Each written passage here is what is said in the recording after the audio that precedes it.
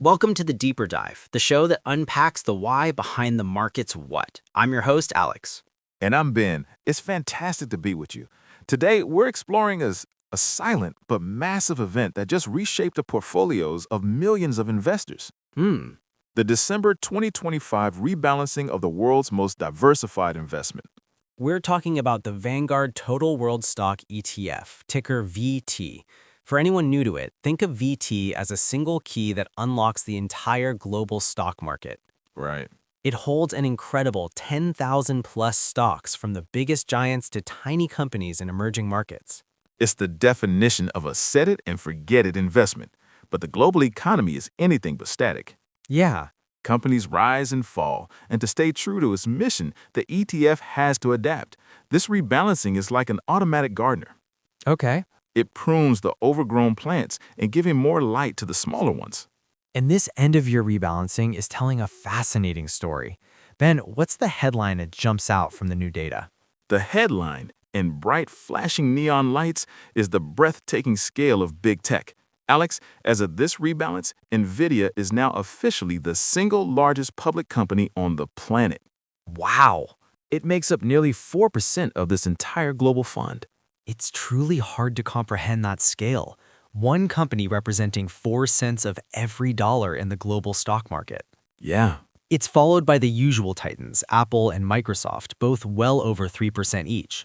And when you zoom out to the top 10 holdings, which includes Amazon, Alphabet, and now Broadcom making a strong appearance, Right. they collectively account for over 22% of the ETF's value. So, while you own over 10,000 stocks, nearly a quarter of your investment is tied to the fortunes of just 10 companies. This is the central paradox for the global investor today, isn't it?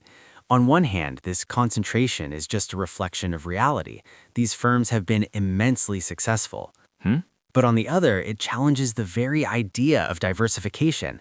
If you buy the whole world, are you now just making a concentrated bet on US technology? That's the perfect question to anchor our dive, because the story underneath that headline is much more complex. While 2025 was a solid year for U.S. markets, Okay. it was an even better year for many international markets. So how did this tug of war play out in the fund's geography? For the last several years, the story has been the unstoppable rise of the US's share of the global market, which peaked near, 63% of VT's assets. Right. This rebalancing marks the first significant pushback against that trend. The US weighting has been trimmed to about 61.5%. A small percentage, but in a fund of this size, Yeah. it represents a tidal wave of capital shifting course. So that money is flowing out of the U.S., and where is it landing? It's being redeployed across the globe. Developed markets in Europe and Japan, which had a stellar 2025, soaked up a good portion. Hmm. And it reinforces the importance of the key non-US players in the tech story itself. Taiwan Semiconductor, or TSMC, remains firmly in the top 10. And that's a brilliant point. The narrative isn't just U.S. tech. The rebalancing shows it's a global tech ecosystem. Right. The most valuable AI company, NVIDIA, is American, but it is completely dependent on the 10th most valuable company, TSMC, which is Taiwanese, and another top holding, ASML, which is Dutch. The world is flat, and it's made of silicon. We're also seeing a subtle but important increase in the allocation to emerging markets. Okay. It's still a small slice of the pie, but the fund is automatically increasing its stake in the economies that are poised for the next wave of growth. So the first layer of the story is that U.S. tech's dominance is being challenged at the margins by a resurgent international landscape. But what about the sectors beyond tech? This is crucial because it's easy to get tunnel vision. Yeah. A major under-the-radar story of 2025 was the comeback of the energy sector. Prices stabilized, and these companies became lean, profit-generating machines. So did the gardener move to plant more seeds in the energy patch? It did, but this is where you really see the scale of the new economy.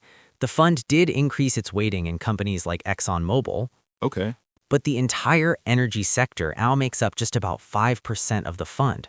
For comparison, the technology sector is over 25%. A 5-to-1 ratio? So even after a great year, the old economy of oil and gas is dwarfed by the new economy of data and microchips. Right. The market is clearly placing its bets on where future growth lies. And for the person at home who owns VT, this incredibly complex global shift was managed for them silently and efficiently. Hmm. The fund automatically sold a tiny fraction of its high-flying NVIDIA shares, locking in some profit, and used the proceeds to buy more of those international stocks and energy companies. It's the purest form of investment discipline. Yeah.